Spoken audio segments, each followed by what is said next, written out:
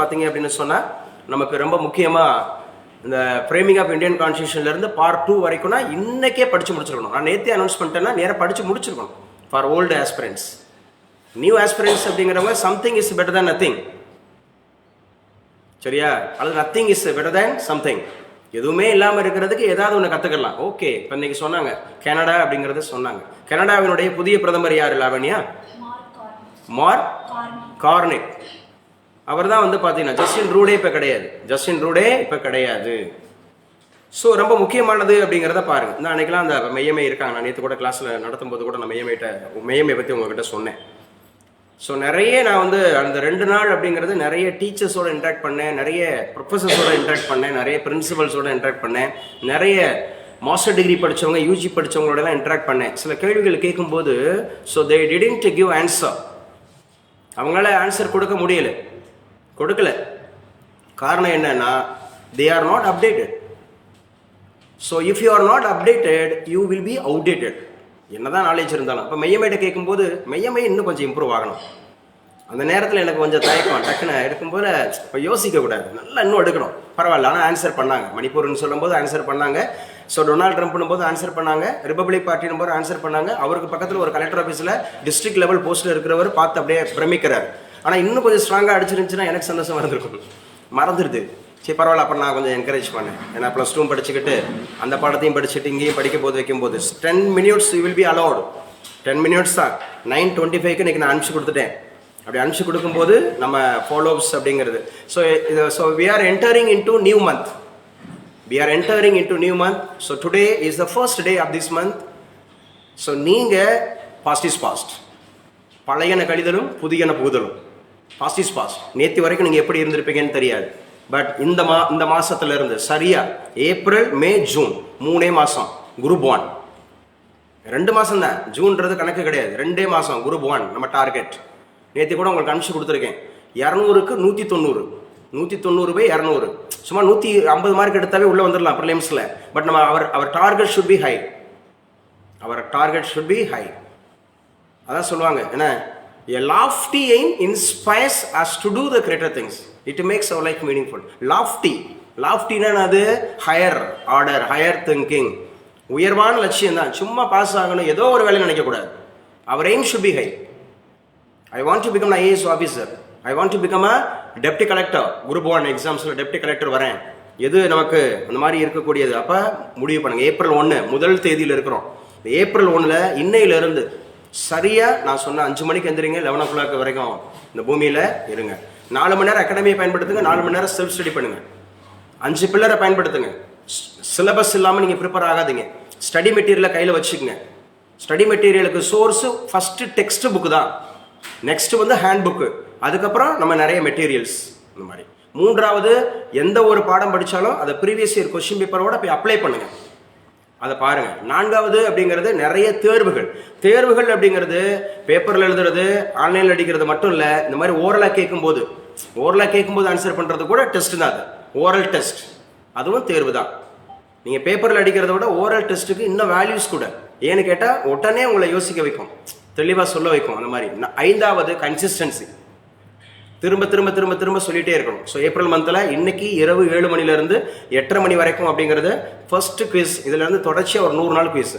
100 நாள், ஒரு நாளைக்கு ஒரு ஜிகே பார்ட், ஒரு லாங்குவேஜ் பார்ட் அப்படிங்கிற போது ஸோ குறைஞ்சபட்சம் ஒரு 100 கேள்வி கேட்டால் கூட சரியா? நீங்கள் 100 நாளைக்கு 10,000 கேள்வி. 100 × 100 10,000 அப்படி வச்சுங்க. 100 × 100 10,000 கேள்வி. இந்த 10,000 கேள்வியில் 10% எழுது. பாவி கணக்கு. 10,000ல் 100%, 10,000ல் 10%, 1000. 10,000ல் 10%, 1000 கேள்வி. சரி, 1000ல் 10%, 100. பார்த்தீங்களா? அப்போனா நம்ம 0.1ல் இருக்கோம். அப்போனா நீங்கள் பாருங்கள், பரிச்சயமாகணும். திரும்ப பரிச்சயமாகணும். கேள்வி கேட்குறவங்க நல்லா பரிச்சயமாகணும். கேள்வி கேட்கக்கூடிய ஆற்றலை நீங்கள் வளர்த்துக்கணும். ஸோ ஸ்டூடெண்ட்ஸ் ஆஸ்பிரன்ஸ் தான் நீங்கள் பண்ண போகிறீங்க. நீங்கள் இன்றைக்கி இந்தியன் பாலிட்டி இன்றைக்கி நான் இனிஷியேட் பண்ணி தரேன். இன்றைக்கி நான் ஸ்டார்ட் பண்ணி தரேன். உங்கள்கிட்ட நீங்கள் உருவாக்கணும். கேள்வி கேட்குற நாலேஜை வளர்த்துக்கிறணும். ஏப்ரல் மந்த்ஸ் ஒரு இதில் இருக்காங்க பாருங்கள். April will bring success, April will bring good luck, April will bring happiness, April will bring prosperity, April will bring abundance. April will bring new energy. April will bring good fortune. And April will bring new opportunities. So எத்தனை அந்த மாதிரி இருக்கக்கூடிய 3 + 6 + 8 விஷயம் success. ஏப்ரலில் நான் success, வெற்றி அடைவதற்கான அந்த மாதிரி நினச்சிங்க. 2 குட்ல நல்ல ஒரு அதிர்ஷ்டம் அப்படிங்கிற மாதிரி. ஹாப்பினஸ், மகிழ்ச்சியாக இருக்கணும், சோம்பேறியாக இருக்கக்கூடாது, அப்படியே உம்முன்னு இருக்கக்கூடாது, கம்முன்னு இருக்கக்கூடாது, நல்ல தேசஸாக இருக்கணும், அந்த ஸ்பிரிட்டோடு இருக்கணும், அந்த என்த்யூசியாஸ்டிக் மைண்டோடு இருக்கணும், எனர்ஜெட்டிக் மைண்டாக இருக்கணும். பி ஆப்டிமிஸ்டாக இருக்கணும். சரியா? ஃபெயிலூர் இஸ் நாட் அது வந்து என்ன சொல்கிறது, ஒரு பெர்மனெண்ட் கிடையாது. It is a way to success. நம்ம கேள்வி கேட்டு பதில் தெரியல அப்படின்னு சொன்னால் committing mistake is one way to learn. தவறு செய்வதும் ஒரு படிப்பினையே, தெரிஞ்சுக்க போகிறோம். இப்போ இளவேணி கேட்கும்போது அவங்க ஆன்சர் அழகாக கேட்டு வந்தாங்க. கிளாசிக்கல் லாங்குவேஜ் 2003ன்னு சொல்லும்போது நான் அப்போ ஓகே, அப்போ அவங்களுக்கு ஒன்று ரீச் பண்ணுறோம். ஓகே, அது நேஷனலைஸ்ட் லாங்குவேஜ். ஏன்னா கிளாசிக்கல் லாங்குவேஜ் அப்படிங்கிறது started in the year 2004. The first language will be, was in Tamil. Tamil தான் first language. 2004 மதுரை உயர்நீதிமன்ற கிளை. 2004 சுனாமி அப்படிங்கிறது. இப்போ எந்த தீவில் நடந்துச்சு சந்துரு? மியான்மரில் அது தீவா? அது டோங்கா. Exactly correct. இப்போ கிளாப் பண்ணுங்க. 3வது இடத்துல சொல்றாரு. அப்போ ஒரு கேள்வி கேட்குறவர் என்ன ஒரு இதில் மைண்ட் செட்டில் கேட்குறாரோ அதுக்கு ஆன்சர் பண்ணால் ரொம்ப நல்லதுங்க. இந்த டோங்கா அப்படிங்கிற ஒரு தீவு, அது எவ்வளோ கிலோமீட்டரில் இருந்துச்சு? ஸோ எஸ்டர்டே நீங்கள் கிளாஸ் அட்டன் பண்ணலைன்னா இப்போ நான் கேட்ட கேள்வி உங்களுக்கு புரியாது. ஸோ ஏப்ரல் மந்த்ஸில் என்னென்ன விஷயங்கள் உங்களுக்கு இருக்க பாருங்க. April is autism awareness month. Autism awareness month தான் எழுதி வச்சுங்க. ஆட்டிசம் குறைபாடு அப்படின்னு சொல்லுவாங்க. இந்த ஆட்டிசம் குறைபாடு உள்ள பிள்ளைங்க என்ன பண்ணுவாங்க, அவங்களுக்கு வந்து சிந்திக்கும் திறன் அப்படிங்கிறதுல கொஞ்சம் லேக் ஆவாங்க. ஆட்டிசம் அப்படிங்கிறது. ஸோ திங்கிங் கெப்பாசிட்டி அப்படிங்கிறது குறைவு ஆகும் அப்படிங்கிறத பார்த்தோம்னா, so April is autism awareness month. So ஆன்லைனில் இருக்கிறவங்களுக்கு கிளியராக இருக்கா? நான் பேசுறது கிளியராக இருக்கா? ஆடியோ வீடியோ கிளியராக இருக்கா? ஆடியோ வீடியோ கிளியராக இருக்கு. Please response immediately. So April is autism awareness month. So April அப்படிங்கிறது பாருங்க, prevention of blindness week. Blindness அப்படிங்கிறத பார்க்குறோம். பிளைண்ட்னஸ் அப்படிங்கிறது Rajeshwari please unmute. Okay, good. இந்த பிளைண்ட்னஸ் அப்படிங்கிறதுக்கான எந்த டிஃபிஷியன்சி ஆஃப் விட்டமின் காசாக இருக்குது? Vitamin A. Exactly correct. Please clap your hands. நல்லா கிளாப் பண்ணுங்க, அவங்களுக்கு கேட்கணும். ஸோ விட்டமின் ஏ அப்படிங்கிறது ஞாபகம். நேற்று கூட நான் பயாலஜி படித்த ஸ்டூடெண்ட்ஸில் கேட்டேன். நேற்று அந்த ஒரு 4 நாளைக்கு முன்னாடி டீச்சர்கிட்ட கூட கேட்டேன். பட் எங்களுக்கு இல்லை, டெக்ஸ்டில் இல்லை. Vitamin A. அப்போது விட்டமின் ஏ அப்படிங்கிறது, ஸோ நம்ம முக்கியமாக vitamin A, B, C, D, E, K. How many types of vitamins are there? ஆல்பபெட்ஸில் 6 5? என்னப்பா ஒருத்தர் கேட்டுட்டு இருக்கும்போது இன்னொரு கூட்டிடலாம், கையை விட்டு கூட்டிக்கலாம். ஆமாம், ABCDEK. சரியா? ஸோ நல்லா ஞாபகம் வச்சுங்க. முக்கியமாக ஏலே ஏகப்பட்டது இருக்குது, பியில் ஏகப்பட்டது இருக்குது. பியில் இருக்குது. B6னா என்ன, B12னா என்ன இருக்கா இல்லையா? B1 B2 B3 B6 B12 அப்படின்லாம் இருக்கும். ஸோ பேர் தெரிஞ்சு வச்சுக்கணும். விட்டமின்ஸ்னாவே ஃபங்கு. நீரில் கரைகிறதுனா BC, கொழுப்பில் கரையுதுன்னா ADEK. விட்டமின்ஸ் அப்படின்னாவே நம்ம உடம்புல இருக்கக்கூடிய விஷயத்த சமநிலைப்படுத்தும், ஈக்குவலைஸ் பண்ணுறது. அந்த மாதிரி இருக்கிற விஷயங்கள் தெரிஞ்சு வச்சுக்கணும். ஃபேட்டோட வேல்யூ என்ன, ப்ரோட்டீனோட வேல்யூ என்ன அப்படிங்கிறது. சரியா? ஸோ அப்போ prevention of blindness week 1 to 7 முதல் வாரத்தை அப்படி சொல்கிறாங்க. Blindness awareness week observed annually from April 1st to 7th aims to raise awareness about vision care. So கண் அப்படிங்கிறது இன்னைக்கு கூட நான் என்னோட ஸ்பிரிச்சுவலில் வச்சுருந்தேன் மெசேஜில். உன் கண்ணானது சரீரத்தினுடைய விளக்காக இருக்கிறது. கண்ணு தான் நம்ம உடம்போட விளக்கு. ஒரு கண் கெட்டு போனால் ஒரு சரீரமே கெட்டு போச்சுன்னு அர்த்தம். நல்லவைகளை மட்டும்தான் பார்க்கணும். நம்ம கண்ணுன்றது நல்லவைகளை மட்டும்தான் பார்க்கணும். இச்சிக்கிற விஷயங்களை பார்த்துடக்கூடாது. விபச்சாரத்தின் ஆவி, வேசித்தனத்தின் ஆவி பார்த்துடக்கூடாது. ஒரு பெண்ணை இச்சையோட பார்த்தாவே விபச்சாரம் பண்ணிட்டேன்னு அர்த்தம். ஒரு பெண்ணை இச்சையோட பார்த்துட்டாவே விபச்சாரம் பண்ணிட்டுன்னு அர்த்தம். அப்போ கண்ணு ரொம்ப முக்கியங்க. உடம்பு அப்படிங்கிறது கண்ணு தான் ரொம்ப ரொம்ப முக்கியம். கண்ணு தான் நம்ம சரீரத்தோட விளக்கு. அது அணைஞ்சிச்சுன்னா ஒட்டுமொத்த சரீரமும் கெட்டு போயிடும், எல்லா பாவமும் வந்து சேர்ந்துடும். அதனால் கண்ணை ரொம்ப கவனமாக வச்சுக்கணும். பிளைண்ட்னஸ் April 1st வீக் அப்படிங்கிறது கண்ணு வந்து பிளைண்ட்னஸ் ஆயிடக்கூடாது. நீ பிளைண்ட்னஸ் ஆயிடக்கூடாது வெறும் மெட்டீரியலிஸ்டிக்காக சொல்லாத. நான் சொல்கிறது ஸ்பிரிச்சுவலாகவும் கொஞ்சம் பாருங்க. தவறாக பார்க்கக்கூடாது, யாரையுமே தவறாக பார்க்கக்கூடாது, இச்சிக்கிற விஷயத்த பார்க்கக்கூடாது. அப்படி போயிடுச்சுன்னா அவங்க உடம்பு பூரா கெட்டு போச்சுன்னு அர்த்தம். உடம்பு பூரா கெட்டு போச்சு அப்படிங்கிறது. ஸோ முதல் வாரம் அப்படிங்கிறத எடுத்துங்க. அடுத்து இன்னைக்கு சொல்லியிருக்காங்க, முக்கியமான சொல்லியிருக்காங்க, ஒடிசாவோட ஃபவுண்டேஷன் டேவா 01 ஏப்ரல் 1ஆம் தேதி அப்படிங்கிறது வந்து பார்த்தீங்கன்னா, ஸோ ஒடிஷா அப்படிங்கிற மாநிலத்தினுடைய ஃபவுண்டேஷன் இயர் அப்படின்னு சொல்கிற ஃபவுண்டேஷன் டே உட்கல் திவாஸ்ன்னு சொல்கிறாங்க. இதுக்கு பேர் உட்கல் திவாஸ். இளவேணி இருந்தீங்கன்னா இதெல்லாம் வந்து கொஞ்சம் நம்ம அகாடமியோட அந்த கரண்ட் அஃபேர்ஸில் கொண்டு வாங்க. இதில் சில இம்பார்ட்டன்ஸ் ஈவெண்ட்ஸ் இருந்துச்சுன்னா, ஸோ இம்பார்ட்டன்ட் ஈவெண்ட்ஸ் இருந்துச்சுன்னா இளவேணி கிளாஸில் அட்டன் பண்ணிங்கன்னா, நான் பேசுகிறது ரீச் ஆச்சுன்னா ஃபாலோ பண்ணிங்க. உட்கல் திவாஸ். அப்போ Utkal Diwas 2025 is also known as Odisha Foundation Day 2025 will be celebrated on April 1st to mark the 88வது ஆனிவர்சரி. அப்போனா நீங்கள் புரிஞ்சுக்கங்க, ஒடிசா மாநிலம் உருவாகி 88 ஆண்டுகள் ஆகுது. ஒடிசா முன்னாடி ஒரிசா அப்படின்னு இருந்துச்சு. இந்த மாநிலத்தினுடைய பழைய பெயர் Orissa. So now it is Odisha. 88. ஒடிசாவோட கேபிட்டல் சிட்டி புவனேஸ்வர். ஒடிசாவோட கேபிட்டல் சிட்டி புவனேஸ்வர். ஒடிசாவில் இருக்கக்கூடிய முக்கியமான ஒரு கடற்கரை இந்த மணல் சிற்பி பண்ணுவார்ல பூரி, சுதர்ஷன் பட்நாயக். Exactly correct. பூரி அப்படிங்கிற கோஸ்டல், பூரிங்கிற ஒரு கோஸ்டல், பட்நாயக் அப்படிங்கிற சுதர்ஷன் பட்நாயக் அப்படிங்கிறது. ஸோ அதில் முக்கியமாக ஒரு தீவு இருக்குது, அங்கேருந்து தான் லான்ச் பண்ணுவாங்க. அப்துல் கலாம், ஏபிஜே அப்துல் கலாம் அப்படிங்கிற ஐலாண்டில் இருந்து தான் என்ன பண்ணுவாங்க, ராக்கெட் லான்ச் பண்ணுவாங்க. ஸோ அங்கே உள்ள ஒரு கோயில் வந்து ரொம்ப ஃபேமஸான கோயில், ஜெகநாத், பூரி ஜெகநாதர் கோயில், அது famous. Another one Konark sun temple, சூரியனுக்கு ஒரே ஒரு கோயில், இந்தியாவில் இருக்க ஒரே ஒரு கோயில் கோனார்க், முக்கியமானது. கோனார்க் அப்படிங்கிற பிளேஸ். அஸ்வின் நல்லா ஆர்வமாக கவனிப்பா, எழுதுப்பா, நோட்ஸ் எழுதுப்பா. ஒடிசா மாநிலத்தில் நீண்ட கால முதல்வராக இருந்தவர் யாரு? நிதிஷ்குமாரா. பீகார் அவர் ஸ்ரீதேவி திருப்பூர், கன்ஃபியூஸ் ஆகக்கூடாது. நவீன் பட்நாயக். அதில் அடுத்து பேசு பொருளாக மாறினவர் யாரு அந்த மாநிலத்தில்? நம்ம தமிழர் V K. Karthikeya Pandian IAS. He is from our village. அவர்னா மை வில்லேஜ், என்ன எங்கள் ஊர், எங்கள் கிராமத்தை சேர்ந்தவர் வி.கே. பாண்டியன் ஐஏஎஸ். அவர் தான் அடுத்த முதல்வராக அறியப்பட்டார். நவீன் பட்நாயக்கோட அரசியல் வாரிசு என அறியப்பட்டார். ஸோ அதெல்லாம் ஞாபகம் வச்சுக்கணும். ஒடிசா அப்படிங்கிறது ஞாபகம் வச்சுக்கணும். கட்டாக் ஞாபகம் வச்சுக்கணும். ஸோ கோனார்க் ஞாபகம் வச்சுக்கணும். பூரி ஜெகநாதர் ஞாபகம் வச்சுக்கணும். சரியா? ஸோ இந்த மாதிரி இருக்கக்கூடியது. அதே போல் அந்த சுதர்ஷன் பட்நாயக் ஞாபகம் வச்சுக்கணும். ஒடிசா 88வது ஆண்டு விழா அப்படிங்கிறத செலிப்ரேட் பண்ணுது, அது உருவாகி. ஸோ 1936 அப்படிங்கிறதுல தான் அது ஸ்டேட் அப்படிங்கிற அந்தஸ்து அடைஞ்சது. 1936. So Odisha becoming a separate state in 1936. அதான் பிரிட்டிஷ் கவர்மெண்ட்டில் அது ஒடிசா அப்படிங்கிறது இருந்திருக்கு, அதோட ப்ரொவின்சஸ் அப்படிங்கிறது இருந்திருக்கு அப்படிங்கிறத ஞாபகம் வச்சுங்க. குரூப் 1 தேர்வு இன்று வெளியாகிறது, கன்ஃபார்ம் பண்ணிட்டாங்க பாருங்க, ஜூன் அப்படிங்கிறத ஞாபகம் வச்சுங்க. ஸோ துணை ஆட்சியர், டெப்யூட்டி கலெக்டர், துணை ஆட்சியர்னா deputy collector, DSP, deputy superintendent of police, DSP உள்ளிட்ட 8 உயர் பதவிகளுக்கான 8 உயர் பதவி. இதுதான் மாநிலத்தில் ஹையஸ்ட் போஸ்ட். மாநிலத்தில் ஹையஸ்ட் போஸ்டாக இருக்கக்கூடியது இதுதான். அட்மினிஸ்ட்ரேஷனில் டிஎஸ்பி அப்படின்னு சொல்லக்கூடியது. ஒரு டிஎஸ்பிக்கு கீழே அத்தனை இன்ஸ்பெக்டர்ஸ் இருப்பாங்க, அத்தனை எஸ்ஐ இருப்பாங்க, அத்தனை A2 இருப்பாங்க, அத்தனை கான்ஸ்டபிள்ஸ் இருப்பாங்க.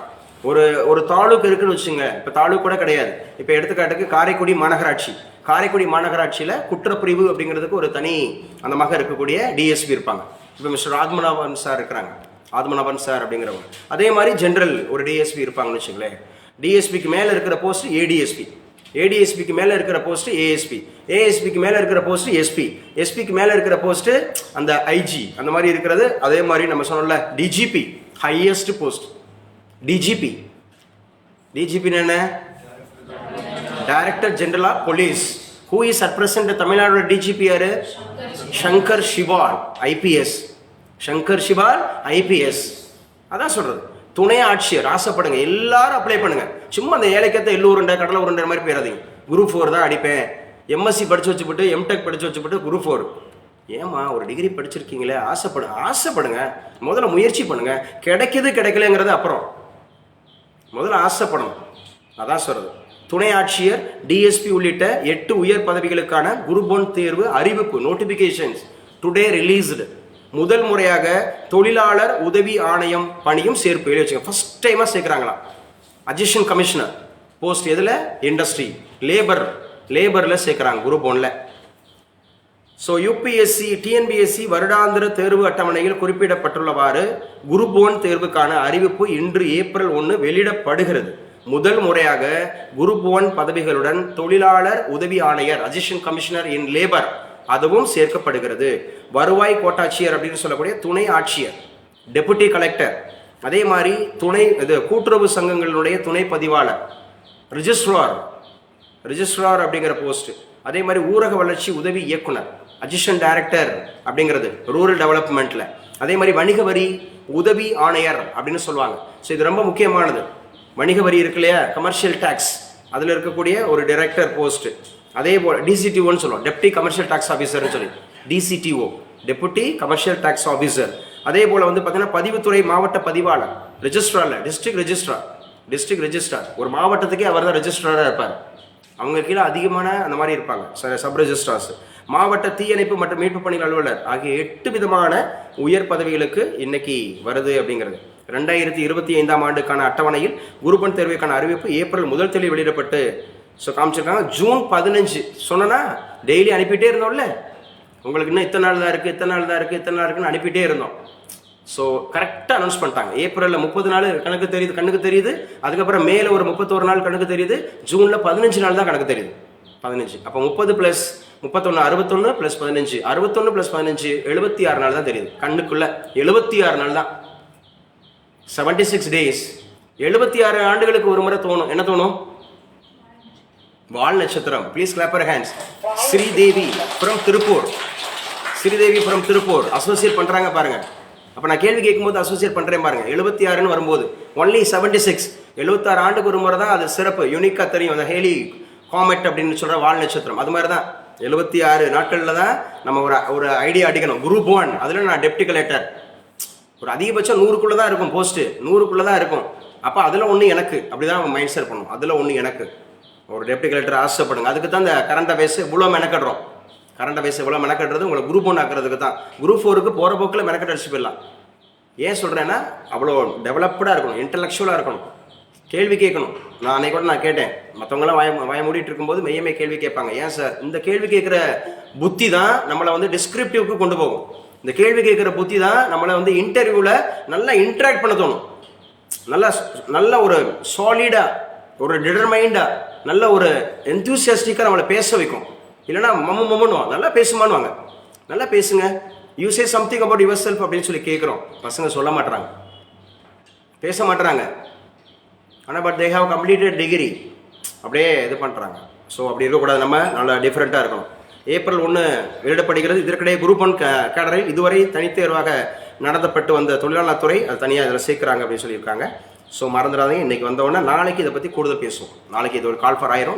இன்னைக்கு கால்ஃபர் ஆயிரும், நாளைக்கு வரும்போது அது நியூஸ் ஆயிரும். ஸோ அதை நம்ம படிச்சுக்கலாம். ஸோ கரண்ட் அஃபேர்ஸ் சொன்ன மாதிரியே இந்த பாருங்கள், உங்களுக்கு காண்பிக்கிறேன்ல என்ன குரூப் 1 அப்படிங்கிறது 76 நாள் கன்ஃபார்ம். குரூப் 1 76 நாள் இருக்கு. இன்னும் குரூப் 2 180 நாள் இருக்கு, 180. குரூப் 2 அப்படிங்கிறது 180 நாள். குரூப் 4 இன்னும் 103 103 நாள் தான் இருக்கு.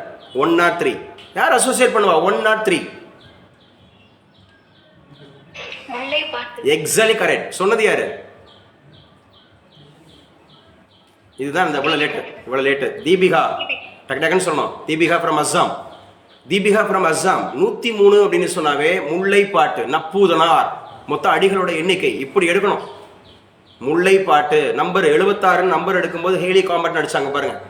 ஜியோகிராஃபி அது 103 அப்படிங்கிற போது முல்லைப்பாட்டு நடிக்கிறாங்க பாருங்க. முல்லைப்பாட்டு நமக்கு இன்னைக்கு இருக்கக்கூடிய சிலபஸ்ல வருது, 10 பாட்டுல வருது. முல்லைப்பாட்டு 103 அப்படின்றத ஞாபகம் வச்சுக்கணும். முல்லைப்பாட்டு நப்பூதனார் ஞாபகம் வச்சுக்கணும். முல்லை அப்படின்னு சொன்னாவே காடும் காடு சார்ந்த இடமும் அப்படின்னா திருமால், அந்த கடவுள் வந்து. தமிழ் ஈஸி, ஆனால் கஷ்டம் நினைச்சிடக்கூடாது. சார் ட்ரை பண்றேன் சார், நம்ம தமிழ் தான், mother tongue is Tamil. We are not from சரியா ஜெர்மன் ஆர் பிரெஞ்ச். எதுவுமே நம்ம முயற்சி செய்தால் ஈஸி. கஷ்டம் அப்படிங்கிறத ஒதுக்கிடக்கூடாது. கஷ்டம் இல்லை அட்மிட் பண்ணாதீங்கப்பா. யாரும் அது தாராவா? சரி கொடுங்க, யாரோ புதுசாக வர்றாங்க, யாருன்னு பார்ப்போம். சரி, ஓகே. அப்போ நல்லா ஞாபகம் வச்சுங்க, நல்லா எனர்ஜெட்டிக்காக படிங்க. படிக்கிற பாடங்களை சூப்பராக நல்லா படிங்க. படித்ததை அடிங்க, பார்ப்போம் என்ன சொல்லியிருக்கிறாங்க. இப்போ இன்னைக்கு உண்டானதில் நம்ம கரண்ட் அஃபேர்ஸில் நம்ம பார்த்த மாதிரி April 1 is a new month, new இது எக்ஸ்பீரியன்ஸ் உங்களுக்கு கிடைக்கணும், ரிசல்ட்டை பிடிக்கணும். அப்போ 103 அப்படின்னு சொன்னாவே நம்ம சொல்லிட்டோமா, 76ன்னு சொல்லியாச்சா. இன்னைக்கு நடத்தின கேள்விகள் அந்த மாதிரி விஷயங்கள்லாம் பாருங்கள். ஹரிகிருஷ்ணன் தம்பி நேற்றுக்கு நடத்தில இருந்து கேள்விகள் கேட்டுட்டு இருந்தார். டக்குன்னு ஆன்சர் பண்ணணும்.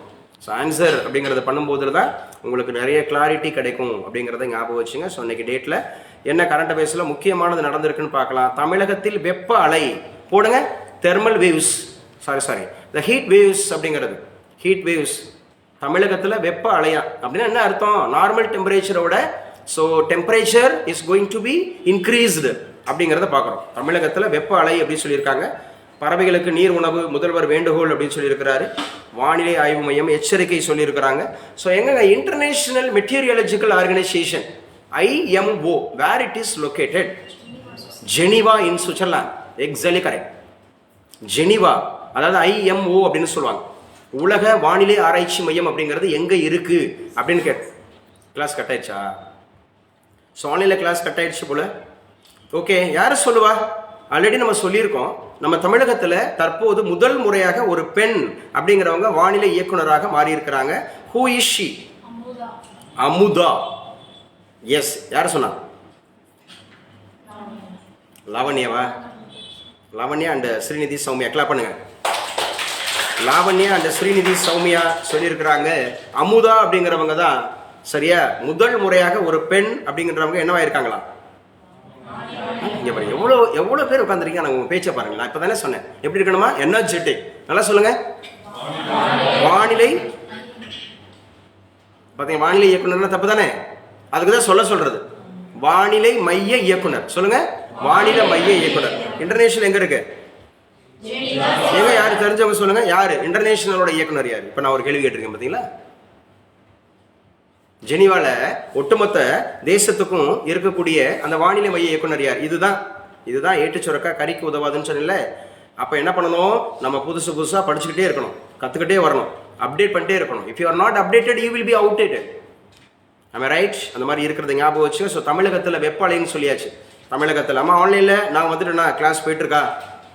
ஆன்லைனில் தான் நிறைய ஸ்டூடெண்ட்ஸ் இருக்கீங்க. ப்ளீஸ் கொஞ்சம் ரெஸ்பான்ஸ் பண்ணுங்க. யாரா ஒரு ஆள் எங்க? ஹரிகிருஷ்ணன் சொல்லு தம்பி.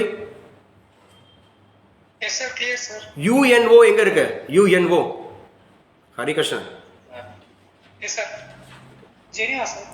UNO ஜெனீவால கிடையாது, நியூயார்க்ல இருக்கு. UNO அப்படிங்கிறது ஜெனீவால கிடையாது, நியூயார்க்ல இருக்கு. 1945 அக்டோபர் 24 இருந்து இருக்கு. பேர் வச்சவர் யாரு? லாவண்யா. லாவண்யா பேசுறீங்களாப்பா? லாவண்யா பேசுப்பா. Franklin D Roosevelt, FD Roosevelt, அவர் தான் பேர் வச்சார். UNO வெப்ப அலை. தமிழகத்தில் வெப்ப அலை ஹீட் அப்படிங்கிறது ஞாபகம் வச்சுக்கணும். தம்பி சொல்லுங்க. ஸ்ரீவர்ஷன், ஹீட் எந்தெந்த வகையில கடத்தப்படுகிறது? எத்தனை வகையில ஃபார்ம் ஆகுது? 3 types. What are they? Conduction, convection, radiation. Clap your hands. Conduction அப்படிங்கிறது வெப்ப கடத்தல் அப்படின்னு சொல்றது. கன்வெக்ஷன் அப்படின்னு சொல்லப்படுறது வெப்ப சலனம். ரேடியேஷன் அப்படின்னு சொன்னா வெப்ப கதிர்வீசல்.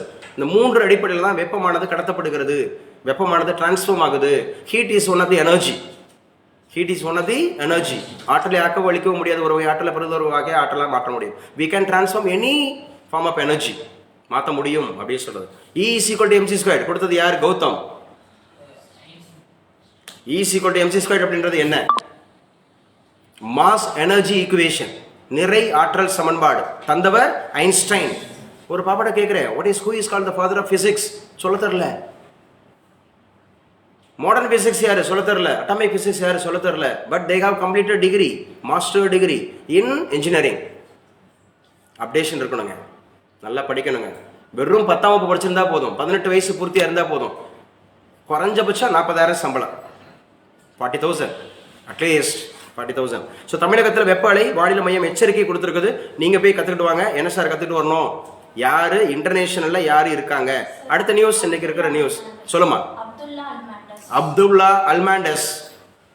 அப்துல்லா அல்மாண்டஸ் அப்படிங்கிறவர் இப்போ நியூ அந்தமாக இருக்கக்கூடிய director of international meteorological organisation உலக வானிலை மைய இயக்குனர் Abdulla Almandous. Abdulla Almandous, please clap your hands. Abdulla Almandous, Abdulla Almandous. நல்லா கிளாப் பண்ணுங்க. ஏன்னு கேட்டால் அப்படி தான் தூக்கம் போகும். இல்லை இப்போ இல்லை, இந்த கிளாப் பண்ண சொல்லும்போது நீ கொஞ்சம் உற்சாகமாகுங்க. உடம்பு சோர்வடையும் போது உற்சாகமாகுங்க. இவர் ஏற்கனவே என்னவாக இருந்தார்? தர்மலிங்கம். இப்போ நீங்கள் திரையில பார்க்கக்கூடியவர் ஏற்கனவே என்ன துறைக்கான அமைச்சராக இருந்தார்? சரி, இவர் பேர் என்ன? தர்மலிங்கம். இவர் அடிக்கடி பார்த்துருக்கோம் தம்பி. உங்களை வந்து அவர் பார்க்கலையா? கிரண் ரிஜிஜு. இவர் யாருங்க? கிரண் ரிஜிஜு, முன்னாள் சட்டத்துறை அமைச்சர், லா மினிஸ்டர் ஆஃப் இந்தியா. முன்னாள் law minister of India Kiran Rijiju வக்பு திருத்த மசோதாவை தாக்கல் செய்ய மத்திய அரசு தயார். யாருமா பேசுறது? யார் பேர் சொல்லிட்டு பேசுங்க. நீங்க பாருங்க, இல்லைன்னா பேசக்கூடாது. ஒன்று பேசுனவங்க பேர் சொல்லிட்டு பேசுங்கன்னா மறுபடியும் பேசணும். இப்போ யார் பேசுனா கடைசியா? மறைஞ்சிட்டாங்களா? காணாம போயிட்டாங்களா? ஆனால் இருக்கணும், நான் கிளாஸில் இருக்கணுமா? அப்போ யார் இப்போ கடைசியாக பேசுனது? ஏமா பேச மாட்டீங்க? This is too much. It is not a... அவங்க பேசுகிறாங்க, பட் நெட்வொர்க் கனெக்ஷன் இல்லையா? சரியா இல்லையா? சரி, எழுதி வச்சுங்க. இவர் எந்த துறைக்கான அமைச்சர் அப்படின்னு கேட்டால் central minority commission, minority affairs, சிறுபான்மை விவகாரங்கள் துறை அமைச்சர். இவர் தான் கிரண் ரிஜிஜு. சிறுபான்மை அப்படின்ற துறை, அந்த விவகாரங்கள் துறை, மைனாரிட்டி அஃபேர்ஸ், அந்த துறைக்கான அமைச்சர் தான் கிரண் ரிஜிஜு. நான் எப்பவுமே என்ன சொல்லியிருக்கேன்? முகிலன். இந்த அமைச்சர்கள் வந்துச்சுன்னா பொத்தாம் பொதுவாக அப்படியே போஸ்ட் ஆஃபீஸ் மாதிரி எழுதக்கூடாது. எல்லா கடிதமும் கிடைக்கும், அப்படி எழுதக்கூடாது. It should be followed. It should be maintain in separate sheet. அப்போ தான் ஒரு மினிஸ்டர்னு ஒரு கேள்வி கேட்டால் உங்களுக்கு அடிக்க முடியும். டெய்லி பேப்பர்ஸில் டெய்லி ஒரு 3-4 மினிஸ்டர்ஸ் வந்துடுறாங்க.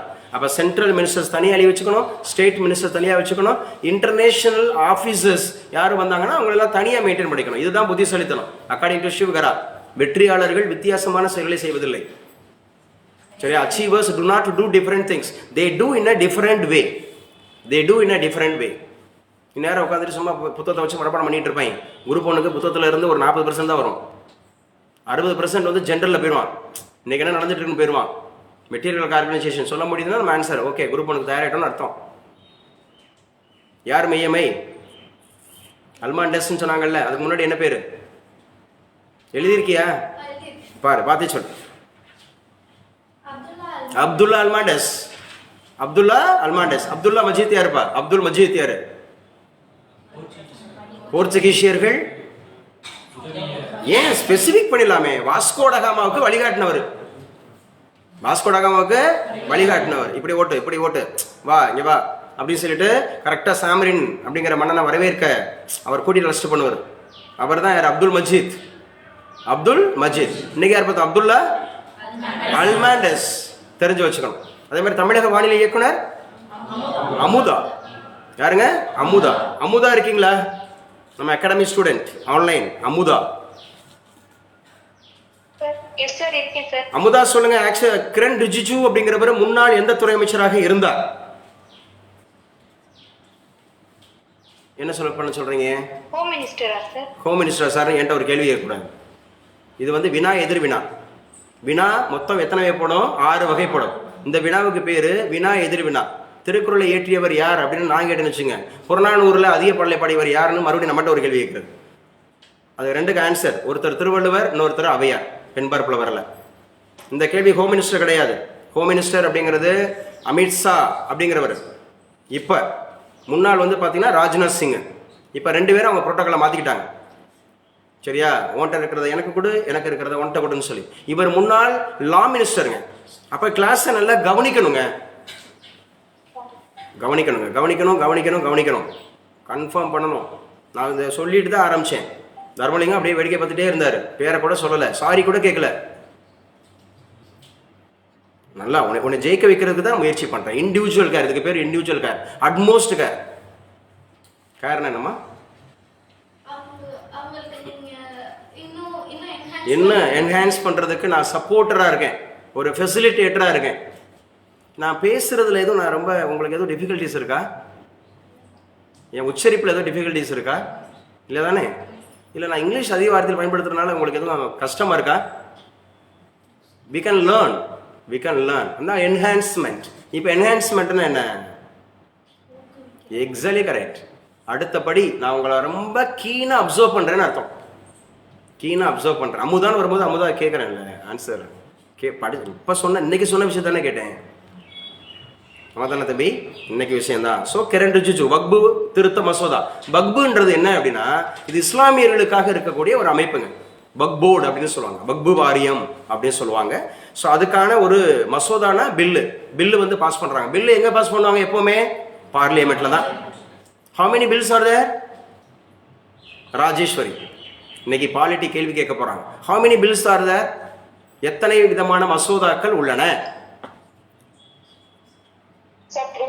Okay, exactly correct. What are the 3 bills?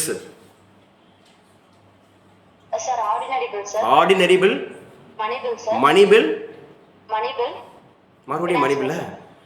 And finance bill. Ordinary சாதாரண மசோதா, பண மசோதா, நிதி மசோதா. அப்ப பண மசோதானாவே 110. அதான் மணி பில் 110. ஃபினான்ஸ் பில் அப்படின்னு சொன்னாவே 117. ஆர்டிகிள் பேசுறோம். Article Indian article, Indian constitution article is very very important. Tirupati உங்களோட ஏஜ் என்ன? 33. உங்களுடைய மூத்த பையனா பொண்ணா? பையனுக்கு என்ன ஏஜ்? 9 வயது.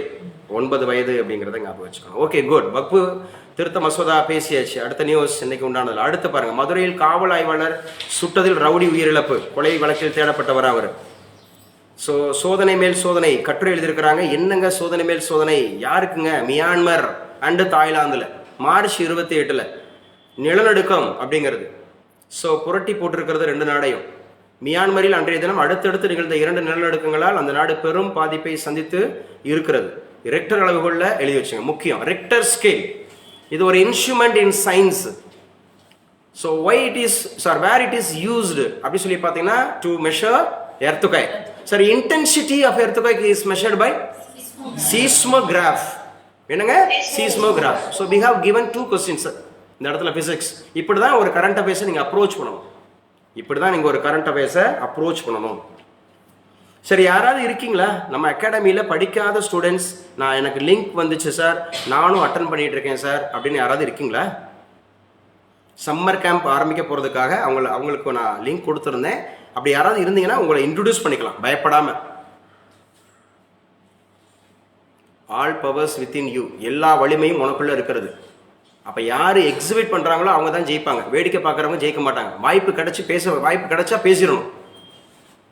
இன்னும் அன்னைக்கு மெய்யமே கலெக்டர்கிட்ட பேசினாங்க, நானும் ஹியூமானிட்டி நீங்களும் ஹியூமானிட்டி. அப்படி பேசும்போது வைக்கிற பரவாயில்ல, ஒரு 11th படிச்சுட்டு இருக்கிற பிள்ளை யூபிஎஸ்சி ஆஸ்பிரண்ட்டாக மாறுது, டிஸ்ட்ரிக்ட் கலெக்டர்கிட்ட கேள்வி கொஸ்டின்ஸ்ன்ற போது அந்த பொண்ணு கேள்வி கேட்குது, தனக்கான வாய்ப்பை பயன்படுத்துது. யாராவது இருக்கீங்களா? ஆனால் இருக்கீங்க. நான் ஸ்டூடெண்ட்ஸு 2-3 பேரை எவ்வளோ பேர் நான் இன்க்ளூட் பண்ணேன். அப்படி யாரும் இருக்கீங்களா? Your chance is now.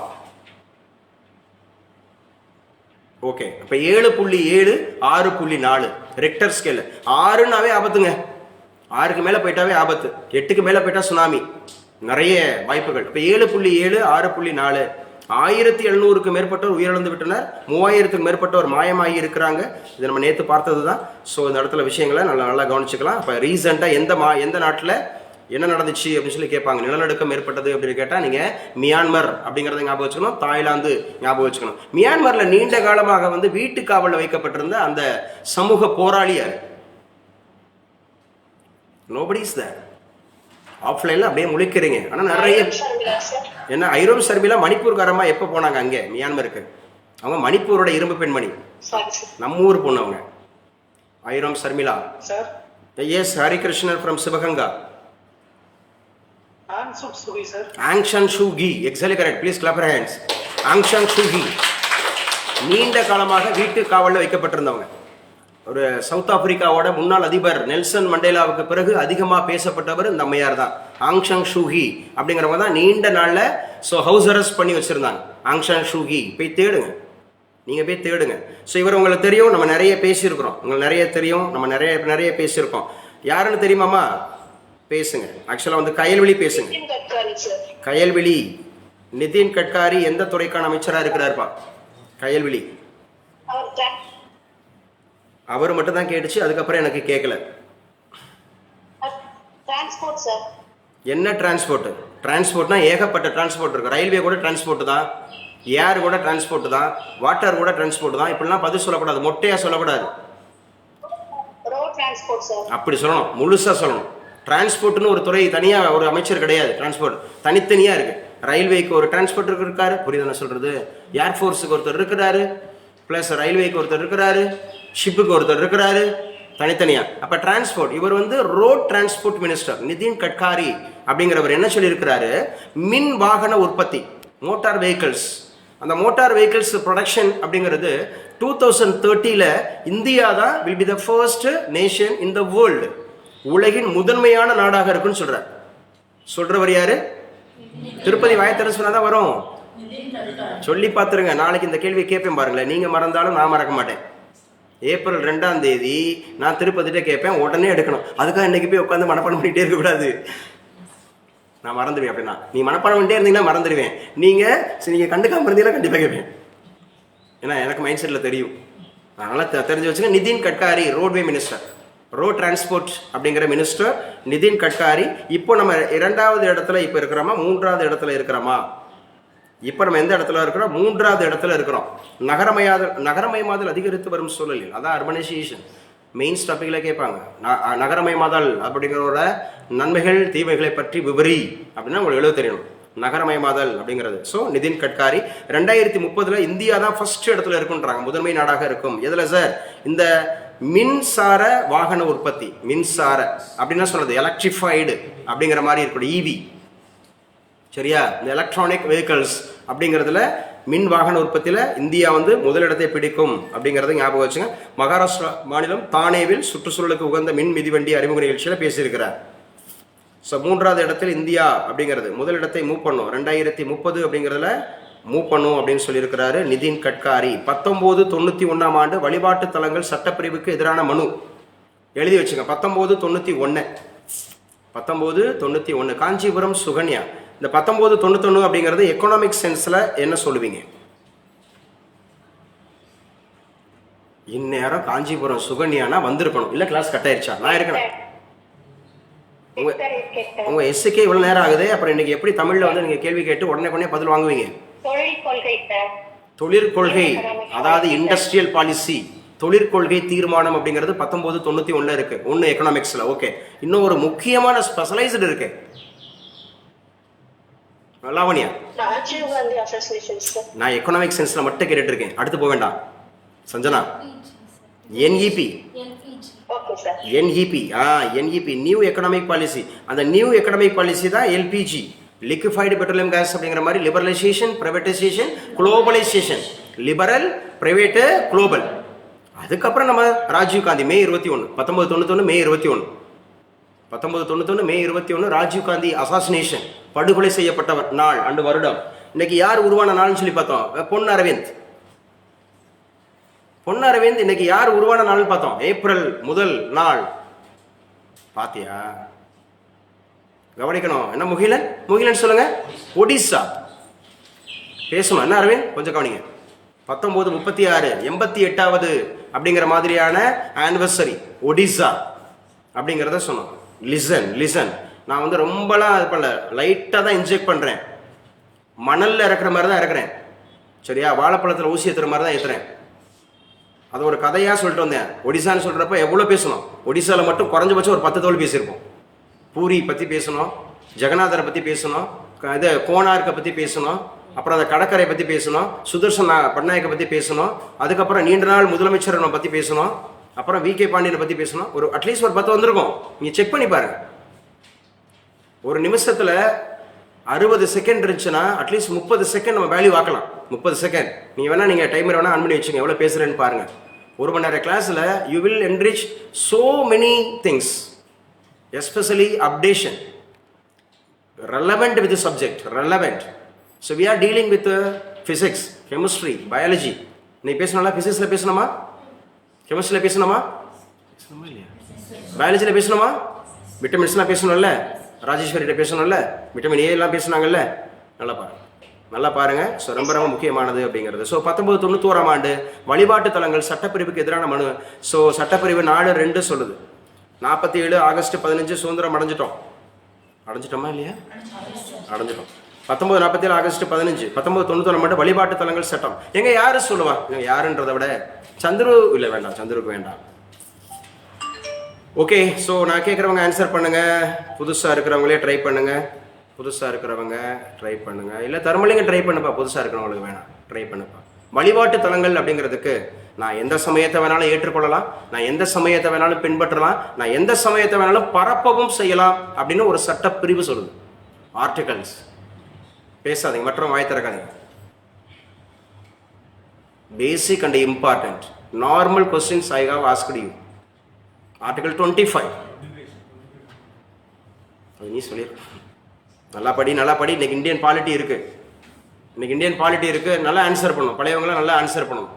இன்னைக்கு வந்து ஓப்பன் டு ஆல். இன்னைக்கு எல்லாருக்கும் குவிஸ், எல்லா குரூப்புக்கும் அனுப்புவேன். College TRB, PG TRB, UPSC, bank, SSC, RRB, TNPSC, அது மாதிரி டிஎன்யூஎஸ்ஆர்பி, நெட்டு செட்டு, யாருக்காக இருந்தாலும் அனுப்புவேன். இன்னைக்கு எவ்வளோ பேர், ஈவன் சம்மர் கேம்ப் எல்லாருக்கும் அனுப்புவேன். இன்னைக்கு எவ்வளோ பேர் அதை அட்டன் பண்ணுறாங்களோ அவங்க மட்டும் new group will be formed. Tomorrow onwards only interested candidates only can attend this event. சும்மா எல்லாரும் கிடையாது, வா போன்னு சொல்லிட்டுலாம் கிடையாது. சரியா? அதே மாதிரி அட்டன் பண்ணுறவங்களுக்கு அடுத்து நல்லா படிக்கிறவங்க மட்டும் தான் அதில் கண்டிப்பாக பண்ணுவாங்க. அதாவது எஃபோர்ட் போடுறவங்க. அட்லீஸ்ட் ஒரு 5 கேள்விக்கு ஒரு 2வது சொல்லணும். ஒரு 5 கேள்விக்கு 2வது சொன்னால் மட்டும்தான் நீங்கள் பாஸ் ஆக முடியும், படிக்க முடியும் அப்படிங்கிறது. ஏன் சார் இந்த வழிபாட்டு தலங்களை பற்றி கவனம் வைக்கிறாங்க? இது மெயின் டாபிக். ஏன்னா நிறைய வந்து வட மாநிலங்களில் நிறைய பிரச்சனை இருந்துட்டு இருக்கு, சர்ச்சை எழுந்துட்டு இருக்கு. என்ன சர்ச்சை? இதுக்குள்ள சர்ச் இருந்துச்சு, இதுக்குள்ள மசூதி இருந்துச்சு, இது எங்க கோயில், இதை ஆக்கிரமிச்சுக்கிட்டாங்க. பாபருக்கா ராமருக்கா பிரச்சனை இருந்துச்சுல பல வருஷமா. இப்பதான் ராமர் அதை வாங்கிட்டார். அதுவும் சின்ன பையன் பலராமர் வாங்கிட்டார். அது யாரோட கல்லறை? பாபரோட கல்லறை, பாபர் மசூதி. ஏன்னா அவர் 1530 இறந்தார். 1530 இறந்து 1530 கட்டப்பட்ட கல்லறை கிட்டத்தட்ட 15ஆவதுனா பார்த்துக்குங்க. இப்போ 2025 1500 2500 1000 வருஷம் கழிச்சு ஒருத்தர் அதை வாங்கியிருக்காரு. டேய் நான் இருந்துக்கிறேன்ப்பா அப்படின்னு மாதிரி, நீ தான் செத்துட்டேல அப்படின்னு சொல்லிட்டு பலராமர் வாங்கியிருக்கிறார் அயோத்தியில. நான் பேசுறது புரியுதா புரியலையா? நல்லா பேசுங்க. புரியுதா? அயோத்தியில யாருடைய கோவில்? பலராமர், குழந்தை ராமர் கோவில் அப்படிங்கிறத ஞாபகம் வச்சுக்கணும். அந்த குழந்தை ராமர் கோவில் சிற்பி யாரு? நடத்தியிருக்கேன். உங்க நோட்டுக்குள்ள இருக்கு. அயோத்தி அந்த நிகழ்வு நடத்தியிருக்கிறோம். கரண்ட் பேச வரும்போது கூட பேசியிருக்கிறோம். ஸோ ஞாபகம் வச்சுங்க. ஞானபாபி மசூதி, அந்த மசூதிகள்லாம் இப்போ சர்ச்சையில் இருக்கு, அதனால தான் அதை பேசியிருக்கிறாங்க அப்படிங்கிறத ஞாபகம் வச்சுங்க. கன்னித்தன்மை பரிசோதனைக்கு கட்டாயப்படுத்துவது சட்ட விரோதம் அப்படின்னா ராமர் தான் ஃபர்ஸ்ட். இதில் ராமர் அவர் தான் முதல்ல இந்த கேஸில் உள்ள வந்தவர், அப்படிதானே? ராமர் சீதாவை சந்தேகப்பட்டு என்ன பண்ணாரு? தீயில போய் இறங்குனாரு. அது எனக்காக இல்லைனாரு, ஏன்னா ஊர்ல பேசுது, தப்பா பேசுது. இது உச்சநீதிமன்றம் சொல்லுது, சத்தீஸ்கர் உயர்நீதிமன்றம் சொல்லுதான் கன்னித்தன்மை அப்படிங்கிறது. சரியா? பரிசோதனைக்கு கட்டாயப்படுத்துவது சட்ட விரோதம் அப்படின்னு சொல்றாங்க சத்தீஸ்கர் உயர்நீதிமன்றம். சத்தீஸ்கர் எத்தனையாவது மாநிலம்? 26. 25 நேத்தி சொன்னோம். கோவா. 26 யாரு? சத்தீஸ்கர். 27 யாரு? உத்தரகாண்ட். 28 யாரு? ஜார்க்கண்ட். எத்தனை ஸ்டேட் இருக்கு? 28 தான் இருக்கு. எத்தனை யூனியன் பிரதேசம்? யூடி இருக்கு. 8 யூனியன் டெரிட்டோரிஸ் இருக்கு. சத்தீஸ்கர் உயர்நீதிமன்றம் கன்னித்தன்மை பரிசோதனை மேற்கொள்ள பெண்களை கட்டாயப்படுத்துவது அரசமைப்பு சட்டப்பிரிவு 21 மீறுகிறது. ஆர்டிகல் 21 அப்படிங்கிறது எது? Personal liberty. அது என்னுடைய தனி மனித சுதந்திரம். நான் உனக்கு உண்மையா இருக்கணும்னு அவசியம் கிடையாது. இப்போ ஈவன் ஒருத்தவங்க கல்யாணம் பண்ணிக்க போறவங்க நீங்க உண்மையிலேயே கன்னித்தன்மையோட இருக்கீங்களான்னு செக் பண்றது கேட்கறான்னு வச்சுங்களேன். விருப்பம் இல்லைன்னா நீ விருப்பம் இருந்தா கொடுக்கலாம், ஓகே, செக் பண்றதுக்காக. அது கேட்டுக்கிறது ஒன்றும் தப்பு இல்லை. நீ ஒழுக்கமா இருக்கேன்றது நான் தெரிஞ்சுக்கிட்டு உனக்கு நான் வாக்கப்படுறேன்றது தப்பு இல்லை, அதுல ஒன்றும் தப்பு கிடையாது. ஆனா கட்டாயப்படுத்தக்கூடாது. அவங்க விருப்பம் இருந்தா கொடுக்கலாம். ஏன்னா இன்னைக்கெல்லாம் வந்து பாத்தீங்கன்னா நீங்க ஜாதகம் பாக்குறீங்களோ இல்லையோ, மெடிக்கல் ஃபிட்னஸ் பார்த்து கல்யாணம் பண்றதுல தப்பே கிடையாதுங்க. ஏன்னா இன்னைக்கு ஒழுக்க சீர்கேடு நிறைய இருக்கு. சரியா? யங்ஸ்டர்ஸ் மத்தியில் ஒழுக்க சீர்கேடு. அப்ப நமக்கு வரக்கூடிய ஒரு துணைவர் அல்லது துணைவி அப்படி சொல்லக்கூடிய பார்ட்னர் அப்படிங்கிறவங்க எனக்கு நல்லா இருக்கணும், ஹெல்த்தியா இருக்கணும் அப்படிங்கிறதுல தெரிஞ்சுக்கிறதுல தப்பு கிடையாது. அவரை போய் நீங்க கேஸ் கொடுக்க முடியாது. இந்த மாதிரி எனக்கு வந்து மெடிக்கல் டெஸ்ட் எடுத்துட்டு வர சொல்றாரு அப்படிலாம் நீங்க கேஸ்லாம் கொடுக்க முடியாது. விருப்பம் இருந்தா கொடுங்க, இல்லைன்னா வேண்டாம். வேண்டாம் அப்படிங்கிற முடிவு பண்ணலாம். பட் இந்த இடத்துல சத்தீஸ்கர்ல கன்னித்தன்மை அப்படிங்கிறத அது வந்து தப்பு அப்படி சொல்லியிருக்காங்க. சத்தீஸ்கர் எந்த மாநிலத்துல இருந்து பிரிஞ்சு? மத்திய பிரதேஷ். பேசுங்க. எந்த வருஷம் பிரிஞ்சு? 2000. எந்த தேதியில பிரிஞ்சு?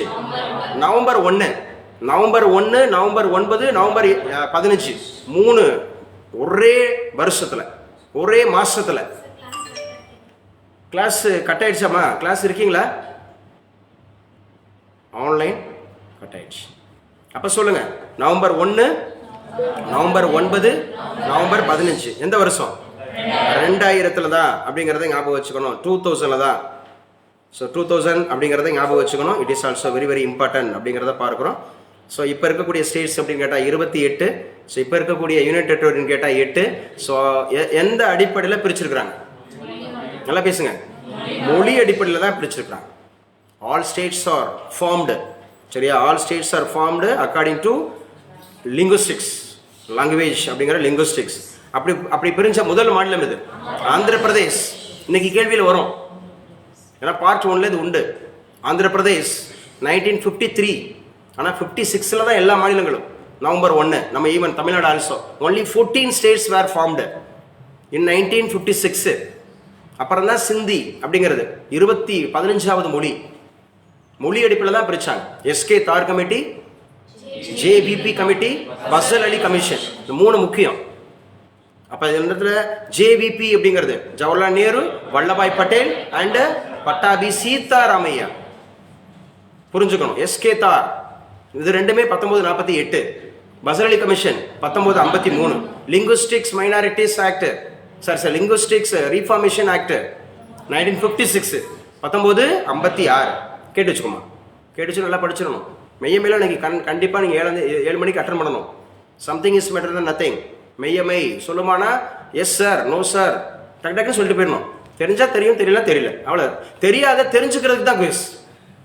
இந்த குவிஸுங்கிறது எல்லாம் நீ படிக்கலைனாலும் அட்டன் பண்ணலாம், தெரிஞ்சுக்கிறதுக்காக. ஒரு ஆளுக்கு 10 கேள்வி கேட்டாங்கன்னா ஒரு 40-50 பேர் அட்டன் பண்ணிங்கன்னா 50 × 10 500 கொஸ்டின்.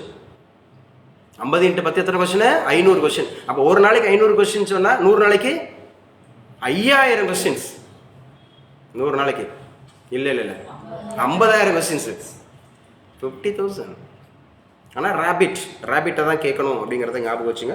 ஸோ இன்றைக்கி உண்டான கிளாஸஸில் நம்ம பார்த்துட்டு இருக்கிறது ரொம்ப முக்கியமானது அப்படிங்கிறத பார்த்துட்ருக்கோம். ஓவரால் பார்த்துக்குங்க. அப்போ 1991 இந்த new economic policy, Rajiv Gandhi படுகொலை, அது மே 21 அப்படிங்கிறது. ராஜீவ் காந்தி அப்படிங்கிறதான யங்கஸ்ட் பிரைம் மினிஸ்டர். பேசுங்க. ராஜீவ் காந்தி தான் இந்தியாவினுடைய யங்கஸ்ட் பிரைம் மினிஸ்டர். அப்போ யார் வந்து வயதான பிரதமர்? யாரு இருக்கிறதுலேயே நம்ம ஊர்ல இருந்த வயதான பிரதமர் யாரு? சரி, இப்படி படிக்கணும் மேலே. பிரைம் மினிஸ்டர்ல வயதானவங்க யாரு, சின்னவங்க யாரு? சரியா? முதல் பெண் யாரு, முதல் சீக்கு யாரு, முதல் முஸ்லீம் யாரு, முதல் அந்த மாதிரி இருக்கக்கூடிய ஆங்கிலேய, இப்படி வெரைட்டியா படிக்கணும். இதுதான் யூனிக்னஸ். இப்படி வெரைட்டியா. மொரார்ஜி தேசாய் அப்படிங்கிறவர் தான் ஸோ வயதான பிரதமர். Exactly correct. அவர் தான் சிஎம் டு பிஎம் ஆனதுல ஃபர்ஸ்ட் நபர் ஃப்ரம் மகாராஷ்டிரா. ஏற்கனவே பேசியிருக்கோம் அதெல்லாம். சிஎம் டு பிஎம் ஆனதுல முதல் நபர் இவர் தான், மொரார்ஜி தேசாய். அவர் தான் இந்தியாவினுடைய பழமையான பிரதமர் அப்படிங்கிறத ஞாபகம் வச்சுக்கணும். பழமையான மீன்ஸ் வயதான பிரதமர். நேத்திக்கு ஒருத்தரை பார்த்தோம், the grand old man of India. Who is he? பார்த்தோம்ல, தாதாபாய் நவ்ரோஜி அப்படின்னு பார்த்தோம். தாதாபாய் நவ்ரோஜி எழுதிய புத்தகத்தின் பெயர் poverty and unbritish rule in India. Poverty and unbritish rule in India எழுதினார் இல்லையா? அவர் தான் ஒரு இதுக்கு பேர் வச்சார். எதுக்கு பேர் வச்சார்? ஐஎன்சி, இந்திய தேசிய காங்கிரஸ் அப்படின்ற பெயரிட்டவர் யார்? தாதாபாய் நவ்ரோஜி அப்படிங்கிறத ஞாபகம் வச்சுக்கணும். சரி, அவர் ரொம்ப முக்கியமா ஒரு இயக்கத்தை ஆரம்பிச்சாரா இல்லையா? ஏதாவது பேசுங்க. கன்னித்தன்மை எந்த ஊர் பார்த்தோம்? அம்மா இருக்கீங்களா? கிளாஸ்ல இருக்கீங்களா? நான் இருக்கேனா? கொஞ்சம் பேசுங்க. ஓகே. ராபிஸ் பாம்பு கடிக்கான தடுப்பூசிகள் இருப்பை கண்காணிக்க ஜூவின் அப்படிங்கிற ஒரு வெப்சைட், வலைதளம் உருவாக்கப்படுகிறது. ஜூவின், ஜூனாவே விலங்கு இல்லையா? ராபிஸ்ங்கிறது முதன்மையான பேத்தோஜன் கேட்டா நாய். ஆனா நம்ம பார்த்தோம் அன்னைக்கு நாய் மட்டும் இல்ல, குரங்கு, வேற ஆடு, மாடு பார்த்தோம்ல, ரேட்டு பார்த்தோம்ல. ஸோ எல்லாத்துலேயும் வந்து ராபிஸ் வருது. அது என்ன சொல்கிறாங்க, சிலருக்கு இந்த நோய்கள் இருந்துச்சு, காயங்கள் இருந்துச்சுன்னா ஜஸ்ட்டு அதோட லிப்ஸு பட்டாவே, அதோட அந்த டங்கு பட்டாவே, நாக்கு பட்டாவே, எச்சில் சலைவா பட்டாலே வருன்றோம். கடிச்சாதான் இல்லை, சலைவா பட்டாலே. ஸோ பொதுவாகவே தடுப்பூசியினுடைய தந்தை அப்படின்னு சொன்னால் யார் அடிக்கலாம்? சந்துரு இருப்பா, ஸ்ரீவட்சன். ஆர்வத்தை பாராட்டுறேன். சயின்ஸ் வந்து டிசைனிங் ஃபேக்டராக இருக்குல்ல, அதுக்காக இம்பார்ட்டன்ஸ் கொடுத்து கேட்குறேன். Specific exams. Edward Jenner. யார் தம்பி? Edward Jenner. Who is called the father of vaccination. வேக்சினோட ஃபாதர்லாம் யார் அடிக்கணும்? Edward genre. அப்போ ராபிஸ், அதுக்கு வந்து ஜூவின் அப்படிங்கிற ஒரு என்ன சொல்லியிருக்காங்க வலைதளம். 30 லட்சம் ஆப்கன் அகதிகளை வெளியேற்ற பாகிஸ்தான் திட்டம். எழுதி வச்சுங்க. பாகிஸ்தான் வந்து refugee. So from Pakistan to Afghanistan. ஆப்கானிஸ்தானுக்கு 30 lakhs. அப்படின்னா எவ்வளோ பாருங்கப்பா. ஒரு 300 பேர் அனுப்புனாவே நமக்கு கஷ்டமாக இருக்கும். 3000 பேர் அனுப்புனா அதை விட கஷ்டமாக இருக்கும். 30,000 பேர் அனுப்புனா ரொம்ப ரொம்ப ரொம்ப ரொம்ப 30 லட்சம் பேரை நீ போயிட்டு வாப்பா, உன் ஊர் நீ இது கிடையாதுன்னு சொன்னால். இப்போ நம்ம காரைக்குடியிலே இருக்கிறோம், நம்ம நிறைய சொத்து வச்சுருக்கிறோம், இல்லை நிறைய பழகி இருக்கிறோம். இனிமேல் நீ காரைக்குடியிலே வசிக்கவே கூடாதுன்னு ஒருத்தன் வெளியே அனுப்புனானா எப்படி இருக்கும் பாருங்க. இல்லை பண்ண முடியாதுமா, பண்ண முடியாது. ஏன்னா அவங்க வந்து ரெஃப்யூஜி, அவங்க ஏற்கனவே தஞ்சம் வந்தவங்க பாதுகாத்தாங்கன்னா பிடிச்சி ஜெயிலில் போட்டுருவாங்க. இல்லை அவங்களோட ஊருன்றவங்களை அனுப்ப முடியாது. அது சான்ஸே இல்லை. நீங்கள் குற்றம் பண்ணியிருந்தா மட்டும்தான் அப்படி அனுப்ப முடியும். நாடு கடத்துவாங்க. புரியுதா? நாடு கடத்தப்படுவாங்க அப்படின்ற மாதிரி சொல்லுவாங்க. சிட்டிசன்ஷிப் இழப்பதற்குரிய வழிமுறைகள் பார்த்துருக்கோம்ல, ஆமா தானே? பெறுவதற்குரிய வழிமுறைகள் அப்படிங்கிறது 5. பெறுவதற்குரிய வழிமுறைகள் 5, இழப்பதற்குரிய வழிமுறைகள் 3. தானே வாலண்டியரா ஒருத்தன் போகணும்னு நினைச்சா போகலாம், அல்லது அரசாங்கம் ஒரு குற்றத்தில். இப்போ மல்லையாவை காலி பண்ணாங்கல்ல, பேசுங்க. இப்போ ஏதாவது மல்லையானா யாரு? கிங் ஃபிஷர் ஆர் ஏதாவது சொல்லுங்க. கிங் ஃபிஷர் அப்படிங்கிற ஒரு பியர் கம்பெனி வச்சு நடத்தினாரு. கிங் ஃபிஷர் அப்படிங்கிற ஒரு ஏர்கிராஃப்ட் அப்படிங்கிறத வச்சு நடத்தினாரு. தெரியுமா இல்லையா? The famous industrialist from Karnataka. Mallya நாடு கடத்தப்பட்டார். நீரோ மோடி நாடு கடத்தப்பட்டார். யார் நீரோ மோடி? சரி, மோடிங்கிற பெயரை குறிப்பிட்டு இது சர்ச்சைக்கு உண்டானவர் யார்? ராகுல் காந்தி. எதனால? மோடி என்றாலே திருடு அப்படிங்கிற மாதிரி சொல்லிவிட்டாரு. அது மோடிங்கிறது அந்த மோடி இல்ல. பிரதமர் மோடிங்கிறது காஸ்ட். மோடிங்கிறது அவர் பேரே கிடையாது. அவருடைய பேர் வந்து என்ன பேரு? நரேந்திர தாமோதர். அதான் அவருடைய பேரு. மோடிங்கிறது காஸ்ட். நம்ம ஊர்ல செட்டியாருன்றோம்ல, அது மாதிரி. நம்ம ஊர்ல வந்து பாத்தீங்கன்னா பறையர் அப்படின்னு சொல்றோம்ல, பல்லர் அப்படின்னு சொல்றோம்ல, தேவேந்திரோட வேளாளர்னு சொல்றோம்ல, அந்த மாதிரி இருக்கிற ஒரு பேர் தான் மோடி அப்படிங்கிறது ஞாபகம் வச்சு. சரியா? அப்ப ஞாபகம் வச்சுங்க. 30 லட்சம் ஆப்கான். யாரு சொல்லுவா? தம்பி சொல்லுங்க. ராமநாதபுரம். தம்பி சொல்லுங்க. ஆக்சுவலா ஆப்கானிஸ்தானுக்கும் பாகிஸ்தானுக்கும் ஒரு எல்லை கோடு இருக்கு. இதை விட்டு நீனும் வரக்கூடாது, நானும் வர மாட்டேன். டூரேன். இந்தியாவுக்கும் ஆப்கானிஸ்தானுக்கு இதுதான் டூரேன். பாகிஸ்தானுக்கும் ஆப்கானிஸ்தானுக்கும் யார் தான்? டூரேன். ஞாபகம் வச்சுக்கணும். பாகிஸ்தான் ஆப்கானிஸ்தான் அப்படிங்கிறது நம்ம இந்தியாவுடைய வரைபடத்துல எந்த திசையில இருக்கு? நல்லா பேசு. மேற்குல வடமேற்கு. மேற்குல அரபிக்கடல் தான் இருக்கு. மேற்குல என்னதான் இருக்கு?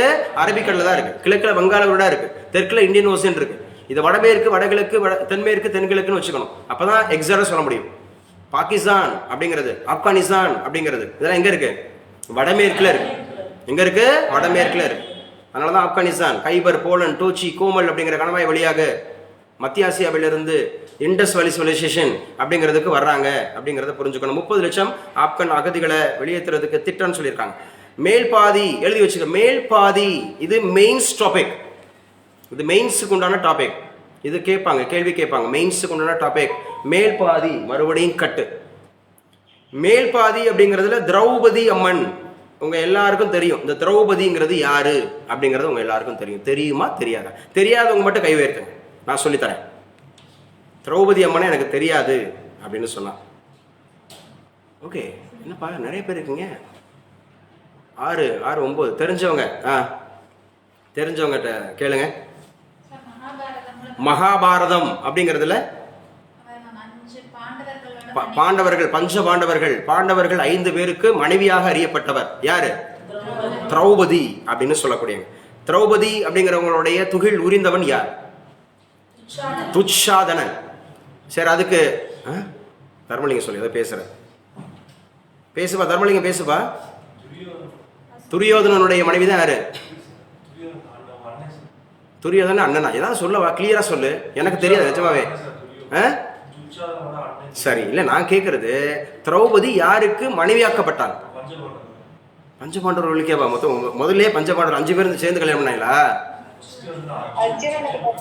அர்ஜுனன், கைல்வெளி சொல்றாங்க அர்ஜுனன். அர்ஜுனனுக்கு உபதேசம் பண்ணதுதான் நமக்கு இன்னைக்கு இந்துக்களுக்கு இருக்கக்கூடிய ஹோலி புக். என்னது? பகவத்கீதா. போருக்கு போறாரு, யார் அடிக்கிறதுக்கு போறாரு? சொந்தக்காரனையா? அர்ஜுனன் யார் அடிக்க போறாரு? கௌரவர்கள். கௌரவர்கள் எத்தனை பேரு? 100. அதுல 101 ஜாயின் பண்ணிக்கிட்டவர் யாரு? கர்ணன். சரியா? உள்ளத்தில் நல்ல உள்ளம் உறங்காது என்பார் வல்லவன் வகுத்ததடா. கர்ணா என்ன இது? அது ஒரு சும்மா இது யாரும் ஒன்று சொல்லுங்க. பழைய பாட்டே தான், ரொம்ப ரொம்ப பழைய பாட்டு தான். உள்ளத்தில் நல்ல உள்ளம். சரி, கர்ணனுடைய ஸ்பெஷாலிட்டி என்ன? கொடை வள்ளல். கர்ணன் வந்து கொடை வள்ளல். சரி, அவர் வந்து ஆக்சுவலா பிராமணரா, சத்திரியரா, வைசியரா, சூத்திரரா? வளர்ந்தார், பட் சத்திரியர். சத்திரியர், சூத்திரர். சரி, இன்னைக்கு சூத்திரர்கள் என்று அடையாளப்படுத்தக்கூடிய காஸ்ட் யாரு? BC and MBC. நீங்க சென்ட்ரல் கவர்மெண்ட் எடுத்துக்கிட்டீங்கன்னா ஓபிசி. ஓபிசி தான் சூத்திரர்கள். சூத்திரர்கள் வரலாறு. சரியா? மிருச்ச கடிகம். இந்த மிருச்ச கடிகம்ன்றதான் சூத்திரர்களுடைய வரலாறு. பிராமணர்கள்ன்றது யாரு? சத்திரியர்கள்ன்றது யாரு? வைஷ்யர்கள்ன்றது யாரு? சூத்திரர்கள் யாரு? இந்த 4 வர்ணாசிரம கோட்பாடை கொண்டு வந்தவர் யார்? வேதவியாசர். யாரு? மகாபாரதத்தை ஏற்றினவர். இந்த மகாபாரதத்தை ஏற்றினவர் தான் இந்த வர்ணாசிரம கோட்பாடை கொண்டு வர்றார். தேவர்களுக்கு நெற்றியில் பிறந்தவன் பிராமணன், வயிற்றில் பிறந்தவன் வைசியன், மார்பில் பிறந்தவன் சத்திரியன், காலில் பிறந்தவன் சூத்திரன். மேலே சொன்ன 3 காஸ்டுக்கும் இவங்கெல்லாம் என்ன பண்ணணும்? பணியாட்களா இருக்கணும். எல்லாரும் நீங்க ஓபிசியா இருக்கிற, பிசியா இருக்கிற, எம்பிசியா இருக்கிற எல்லாரும் அடியாள். நம்மளாம் வந்து பணியாள் அப்படிங்கிறது. இந்த 4 பேருக்குமே இந்த தேவர்களுக்கே பிறக்காதவங்கன்றதா அவர்னாஸ். அவர்னாஸ் அப்படிங்கிறவங்க தான் பஞ்சமர்கள் அப்படின்னு நம்ம தமிழ்நாடு கெசட்ல ஏத்துனாங்க. MC ராசா சட்டப்பேரவை உறுப்பினராக இருந்தபோது. அதாவது அவங்க தான் வந்து பாத்தீங்கன்னா பஞ்சமர்கள். அதுல பஞ்சமர்கள் யார் வருவா? இன்னைக்கு இருக்கக்கூடிய ஷெட்யூல் காஸ்ட்ல இருக்கிற எல்லாரும், பர்டிகுலரி பறையர், பல்லர், சக்கிலியர் அப்படிங்கிற காஸ்ட் முதன்மையாக இருக்கப்படுற தமிழகத்துல இந்த காஸ்ட் தான் சொன்னாங்க. இவங்களெல்லாம் சேர்த்து ஆதி திராவிடர்கள் வச்சுக்கிட்டாங்க. ஆதி திராவிடர்கள். அதுக்கு அந்த ஆதி திராவிடர்கள்ல தான் இவங்கெல்லாம் சப்காஸ்ட் ஆவாங்க. சப்காஸ்ட் அப்படிங்கிறது ஆவாங்க. இவங்கெல்லாம் பஞ்சமர்கள். அப்ப அவங்க தான் அவர்னாஸ். அவர்னாஸ்ங்கிறது யாருன்னு இப்ப புரியுதா? தேவர்களுக்கே இதைத்தான் பெரியார் சொன்னார். அப்ப உண்மையான தாய் தகப்பனுக்கு இவங்க தானே பிறந்திருக்கிறாங்க. நீங்க எங்கெங்கே பிறந்திருக்கீங்க? நெத்தியில பிறந்திருக்கீங்க, மார்பில் பிறந்திருக்கீங்க, வயிற்றுல பிறந்திருக்கீங்க, காலில் பிறந்திருக்கிறீங்க. உண்மையான அப்பா அம்மா நமக்கு தெரியும்ல, நம்ம எப்படி பிறந்து வந்தோன்றது நமக்கு தெரியும், எப்படி பிறந்து வந்தோம்னு சொல்லி. ஸோ இதெல்லாம் வந்து என்ன பண்ணாங்க? கிரிட்டிசைஸ் பண்ணாங்க. ஸோ கிரிட்டிசைஸ் பண்றது நல்லதுங்க. கேள்வி கேட்கணும். ஏன் அப்படின்னு கேட்கணும். ஏன் நான் தீ மிதிக்கணும்? ஏன் நான் வந்து என்னை காயப்படுத்திக்கணும்? ஸோ ஏன் நான் வந்து இந்த மாதிரி பண்ணணும்? அறிவியல் ஆன்மீகம் சூப்பரானது. ஆன்மீகம் வந்து அறிவியல் இருக்கு நிறைய. உங்களை ஏன் வந்து விரதம் இருக்க சொல்றாங்கன்னா, உங்க மெட்டாபாலிசம் உடம்புல இருக்கக்கூடிய நல்லா நடக்கணுன்றதுக்கா. ஏன் கால்நடை நடக்க சொல்றாங்க? ஏன் இந்த மாதிரி 40 நாள் விரதம் இருக்க சொல்றாங்க? ஏன் வந்து வாரத்தில் 1 நாளாவது பாஸ்டிங் இருக்க சொல்றாங்க? இதெல்லாம் அறிவியல். ஆனா இதை கொண்டு போய் மூட பழக்கத்தை போய் சாமிகிட்ட போய் வச்சுக்கிட்டோம்.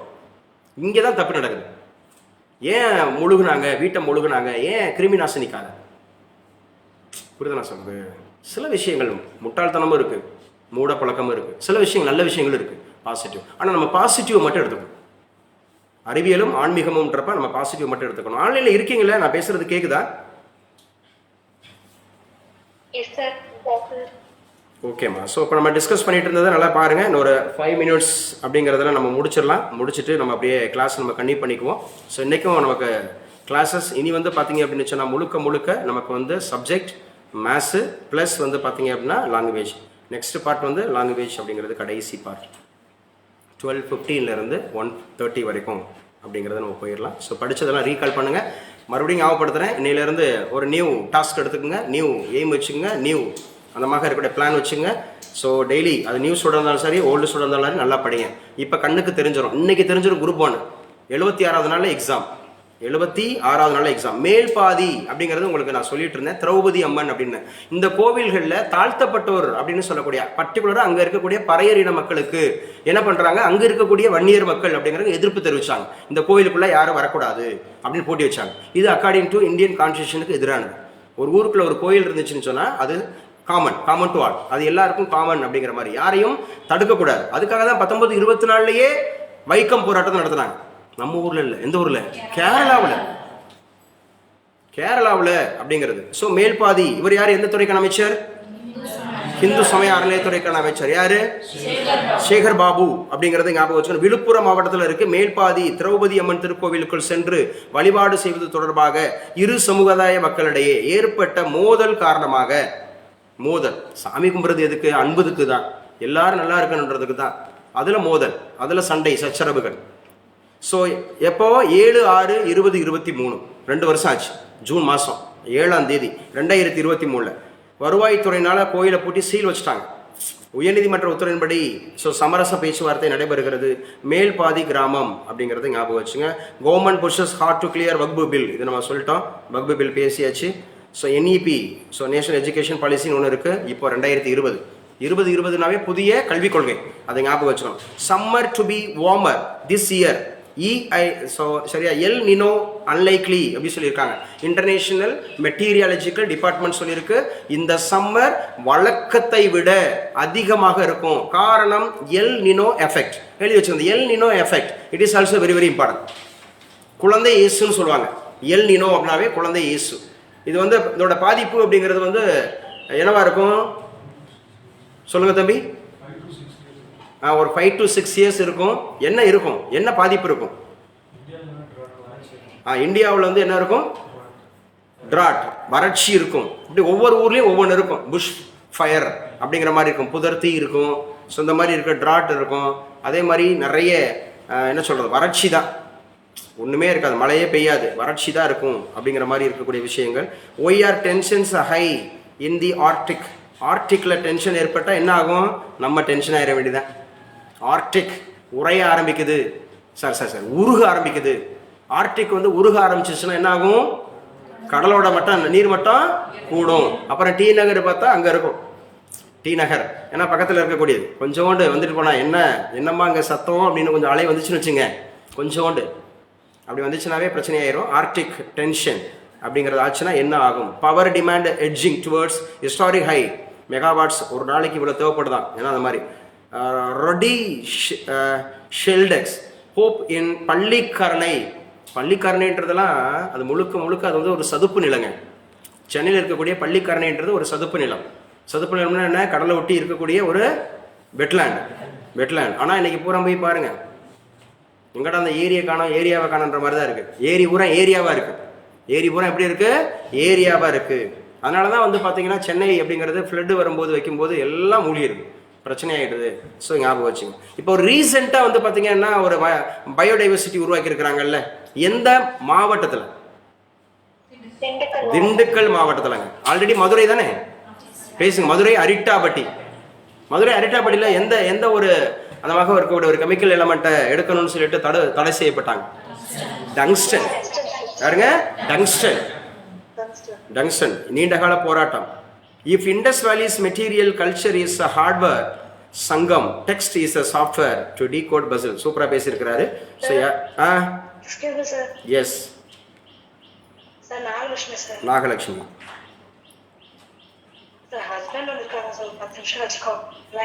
இல்லை, நல்லாவே டைம் ஸ்பெண்ட் பண்ணுங்க. ஹஸ்பண்டுக்குலாம் டைம் ஸ்பெண்ட் பண்ணணும். என்ன நல்லா டைம் ஸ்பெண்ட் பண்ணுங்க. You can take your own time. Okay, good. அடிச்சுக்கலாம்.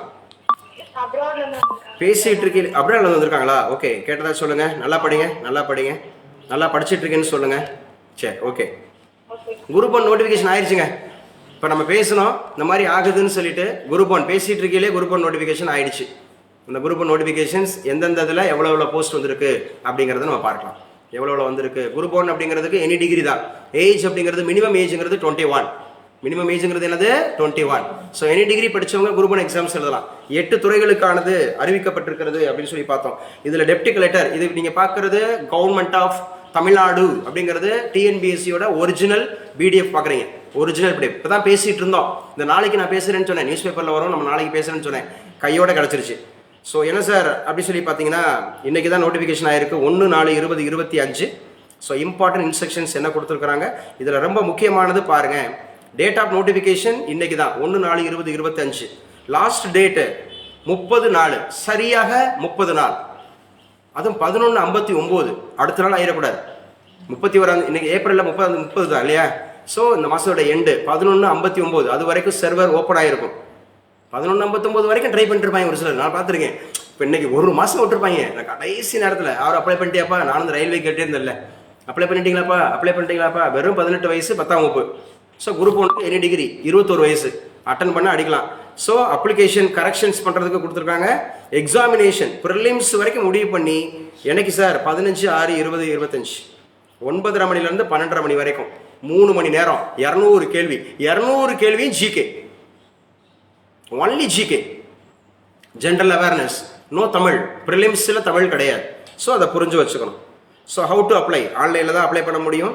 ஸோ இது வந்து என்னென்ன சார், என்னென்ன போஸ்ட், இதுதான் நமக்கு தேவை. டெப்டி கலெக்டர் மட்டும் 28 போஸ்ட், சூப்பர்.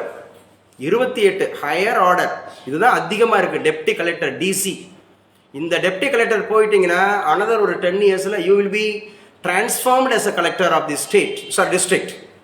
அதிகபட்சம் ஒரு 10 வருஷம் 15 வருஷம் நீங்கள் கலெக்டர் ஆகலாம், வாய்ப்புகள் இருக்குது. யங்ஸ்டர்ஸ் ஒரு 21 வயசில் நீங்கள் இந்த டெப்டி கலெக்டரை படிச்சிங்கன்னா நீங்கள் 60 வயசில் ஒரு சீஃப் செக்ரட்டரியாக இருப்பீங்க. தமிழகத்தினுடைய சீஃப் செக்ரட்டரி அமுதா ஐஏஎஸ் இருக்கிறாங்கன்னா வருவாங்க. அவங்களாம் டைரக்ட் ஐஏஎஸ்ல வந்தவங்க, டைரக்ட் ஐஏஎஸ். இங்கே டைரக்ட் ஐஏஎஸ் இருக்க இல்லாமல் கூட நீங்கள் போகலாம், நீங்கள் ஐஏஎஸ் ஆகலாம். யூபிஎஸ்சி எக்ஸாம் எழுதிட்டு தான் நீங்கள் ஐஏஎஸ் வரணும் அவசியம் இல்லை. இந்த டெப்டி கலெக்டர் போஸ்ட் போனாலும் நீங்கள் ஐஏஎஸ் ஆகலாம், ஒரு மாவட்டத்தோட ஆட்சித்தலைவராக மாறலாம். இந்த மையமே குரூப் 1 வரலாம், சூப்பராக தமிழ்நாட்டுக்குலேருந்து ஐஏஎஸ் ஆகலாம். அப்போ deputy DSP, deputy superintendent of police, தம்பி கவனிங்க, 7 post. Assistant commissioner commercial taxes, வணிக வரித்துறையில் துணை அந்த மாதிரி ஆணையர் அப்படிங்கிற ஒரு போஸ்ட் 19 போஸ்ட், அதிகம், ஹையஸ்ட்.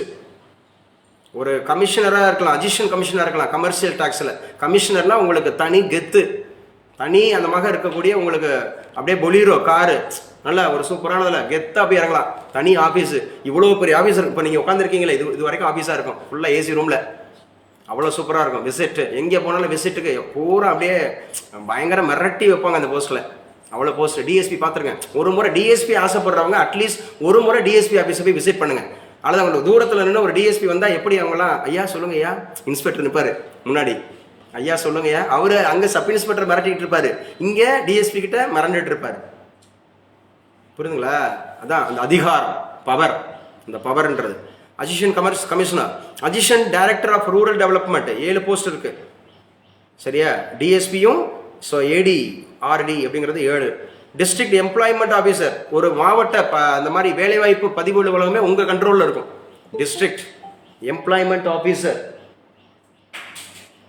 வாய்ப்பு கொடுங்க, புது ஸ்டூடெண்ட்ஸ் தான் வாய்ப்பு கொடுங்க. 3 அசிஸ்டன்ட் கமிஷனர் ஆஃப் லேபர், இதுதான் புதுசாக சேர்த்துருக்குறாங்க. ஸோ டோட்டலாக நான் தான் சொன்னேன்ல, ஸோ ஒரு குரூப் 1 அப்படின்னு சொன்னால் அது 700 7,000 இருக்காது, 100க்குள்ளே தான் இருக்குன்னு சொன்னேன்.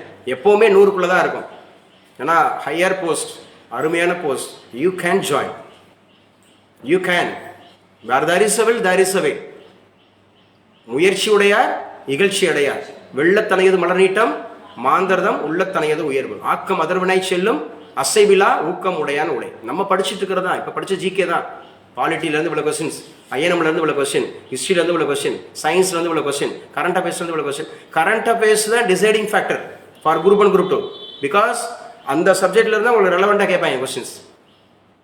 ஏன்னா முன்னையாவது கரண்ட் அஃபேர்ஸ்னு சொல்லிட்டு கடைசியாக ஒரு சாப்டர் வச்சிருந்தேன், அதாவது 2வது யூனிட்டாக வச்சிருந்தேன். கரண்ட் அஃபேர்ஸ்லேருந்து ஒரு 5 கொஸ்டின் கேட்பேன், இல்லை 10 கொஸ்டின் கேட்பேன்ற மாதிரி வச்சிருந்தான். இப்போ கரண்ட் அஃபேர்ஸ்னா 4 யூனிட் கொண்டு போயிட்டான். இதில் சயின்ஸில் கேட்பேன்ட்டான், பாலிட்டியில் கேட்பேன்ட்டான், எக்கனாமிக்ஸில் கேட்பேன்ட்டான், தென் ஜியோகிரபியில் கேட்குறேன்ட்டான். 4 ஏரியாவில் கரண்ட் அஃபேர்ஸ் ரிலேட்டட் தான் கொஸ்டின்ஸ் இருக்குன்ட்டான். கரண்ட் அஃபேர்ஸை கொண்டு போய் அங்கே வச்சுட்டான். அப்போ நீங்கள் எந்த அளவுக்கு எஃபெக்டிவாக படிக்கணும்னு பாருங்கள். 70 போஸ்ட் இருக்குங்க. ஸோ கால் ஃபார் ஆயிடுச்சுங்க, குரூப் 1 கால் ஃபார் ஆயிடுச்சு. ஏஜ் அப்படிங்கிறது வந்து பார்த்தீங்கன்னா அதிகபட்சம் 39, டெஸ்டிடியூட் விடோ அப்படின்னு சொல்லியிருக்காங்க. எக்ஸ் சர்வீஸ் மேன் வந்து 50 இருக்கலாம்னு சொல்கிறாங்க. பொதுவாக இருக்கக்கூடிய 34 வயசு சொல்லியிருக்கிறாங்க. டிசபிலிட்டியோடு இருக்கிறவங்களுக்கு 44 சொல்லியிருக்காங்க. 34னா அதுலேருந்து ஒரு 5 வருஷம் எடுத்துக்கலாம். ஏன்னா அது கம்யூனல் ரிசர்வேஷன் ஒன்று இருக்கும். இது ஜென்ரலுக்கு 34ன்றது ஜென்ரல். இந்த கொடுத்துருக்காங்களா, எஸ்சி எஸ்டிக்கு எவ்வளோ இருக்கலாம், 39 வரைக்கும் இருக்கலாம். எஸ்சி எஸ்டியாக இருக்கிறவங்களுக்கு 39, டெஸ்டிடியூட் விடவாக இருக்கிறவங்களுக்கு 39, டிசபிலிட்டியோட இருக்கிறவங்களுக்கு 49, 40. ஸோ ஒவ்வொரு டிகிரிக்கும் இப்போ லா படிச்சிருந்தாங்கன்னா 40, ஏன்னா அவன் 5 வருஷம் படிப்பான் அந்த கோர்ஸை. 4 வருஷம் படிச்சு ஒரு 5 வருஷத்துக்காக 3 வருஷம் படிக்கிறவங்களுக்கு 5 வருஷம் படிக்கணும், டிஃபரன்ஸ் இருக்கா இல்லையா? இருக்குல்ல. ஸோ அவங்க படிக்கிறதா இருந்தால் பிஎல் ஹான்ஸ்னால் எத்தனை வருஷம் படிக்கணும்? 5 வருஷம். பேசுங்க, 5 வருஷம் படிக்கணும். புரியுது நான் சொல்கிறது? இன்ஜினியரிங் படிக்கணும் எத்தனை வருஷம் படிக்கணும்? 4 வருஷம் படிக்கணும். அப்போ அவனுக்கு ஒரு வருஷம் கூட்டணும். நீ 3 வருஷம் படிச்சுட்டு வந்துடுவேன், 4 வருஷம் படிச்சு வந்துடுவேன். அதனால அந்த ஏஜ் டிஃபரன்ஸ் ஆகுது, ஒன்றும் பிரச்சனை இல்லை. இதெல்லாம் உங்களுக்கு தெரியும். குரூப் ஒன்னை பற்றி வேறு எதாவது டவுட் இருந்தால் கேட்டுங்க. குரூப் ஒன் பற்றி வேறு டவுட் இருந்தால் கேட்டுக்குங்க. கால் ஃபார் ஆயிடுச்சு.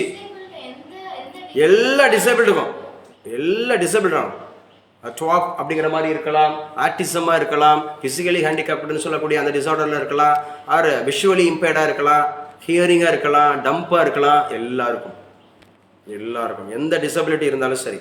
ஆனால் இந்த டிசபிலிட்டி மட்டும் நான் படிக்கிறேன் மறந்து போகுதுங்கிற டிசபிலிட்டிலாம் கிடையாது. எனக்கு 5 மணிக்கெல்லாம் எந்திரிக்க முடியல, தூக்கம் வருதுன்னு சொன்னால் அந்த டிசபிலிட்டிலாம் கிடையாது. அது நேச்சுரல் அப்படிங்கிறது இல்லை, ஆர்டிஃபிஷியல். இது நேச்சுரலாகவே பிறக்கும் போதோ அல்லது பிறந்ததுக்கு பிறகோ நம்ம இந்த மாதிரி ஒரு டிசபிலிட்டிஸோட இருக்கிறது என்ன டிசேபிள்டு அந்த மாதிரி இருக்கிறவங்களுக்கு உண்டு உண்டு உண்டு. ஸோ தலைப்பு எழுதிக்கலாம். ஸோ அப்படியே கண்டினியூ பண்ணிக்குவோம். நேத்தோட கிளாஸோட கண்டினியூஷன்ஸ். யூரோப்பியன் இன்வேஷன் முக்கியமான சாப்டர். இதுலேருந்து நிறைய கொஸ்டின்ஸ் கேட்பாங்கன்னு சொல்லியிருக்கேன். நான் ஸ்ட்ராட்டஜிக்காக நடத்திட்டு வந்தேன். ஐயா நம்ம இங்கே ஸ்டார்ட் பண்ணிக்கிறோம். முக்கியமான சாப்டர், நல்லா படிச்சிருங்க.